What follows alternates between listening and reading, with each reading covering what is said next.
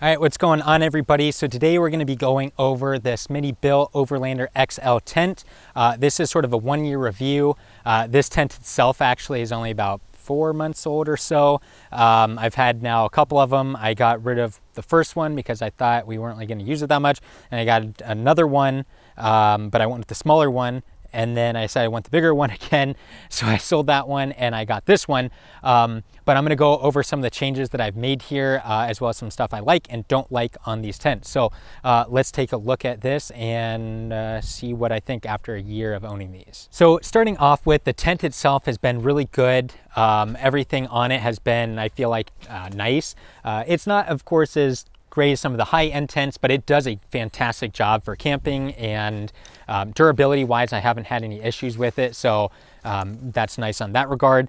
One of the first things I did is I added a little dimmer switch right here so I can turn the lights on, and I can adjust the brightness. At full brightness it uses about 1 amp, which is really nice because it's very bright. Right now, of course, it's daytime, so you can't exactly tell, but at nighttime, it really helps light up the whole area. And then you can, of course, adjust it with the little dial here, which makes it super convenient. So that way, you know, if you don't need it full bright, you don't need to have it like that. So I added that on there.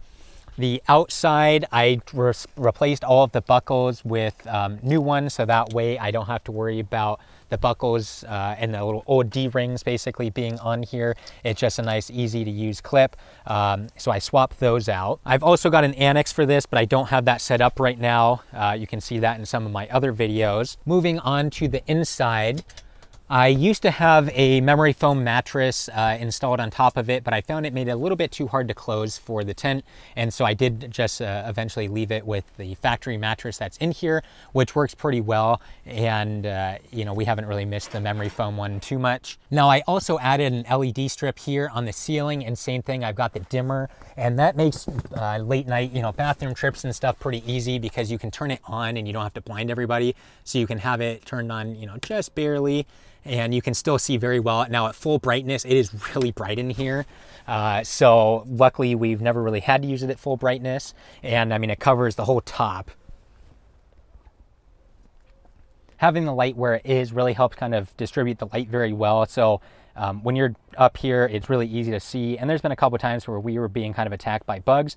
And so we came into the tent and we played a couple you know, board games and everything, and it was super easy to see. And you know, the light strip of course made it easy with no lanterns or flashlight. I mean, really thinking about it, I've had no issues with this tent. It's been a pretty solid choice for us, and I'm glad that we've had it because it just makes camping a little bit easier and more comfortable. Now I am looking at replacing this one with an even larger version. 23.0 or CVT both make some really big tents. I like the hard shell options, however they're not really big enough for me in the family, so I don't know, I might be doing that, but I've been really happy with this tent. I know some people have issues with the bar. We've never had to camp in snow or rain, and so I've never had an issue, but I guess people are making bars that go across here, so that way it helps kind of support this roof area. And of course, normally I have it staked down, but right now I don't. So if you're going to be in extreme weather, something like that, you'll probably want to look at doing something like that. People have just been using PVC pipes, but for our use so far, it's been no problem at all. And having the annex down below is super great. It makes an easy spot to kind of put all your stuff.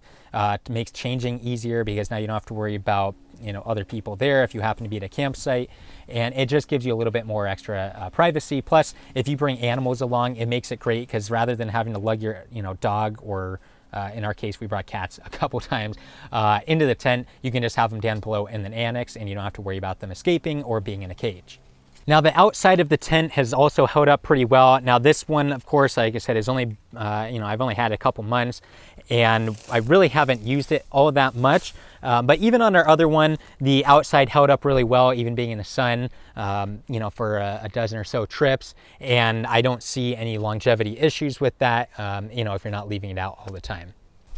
So when I think back about our Smittybilt Overlander XL tent, I really only have, you know, good things to say about it. It's not as expensive as the high-end ones. It doesn't have some of the features that it does, but for most people, the Overlander will do a great job for them. And, you know, setup and care and everything so far has been pretty easy with them.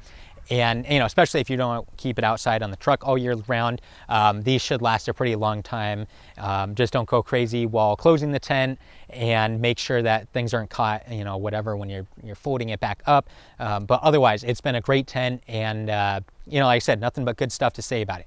Now, if you have any questions or comments, go ahead and put those down below, and I'll of course do my best to answer those. And if you haven't done so, subscribe to the channel, like this video, and we'll see you in the next one.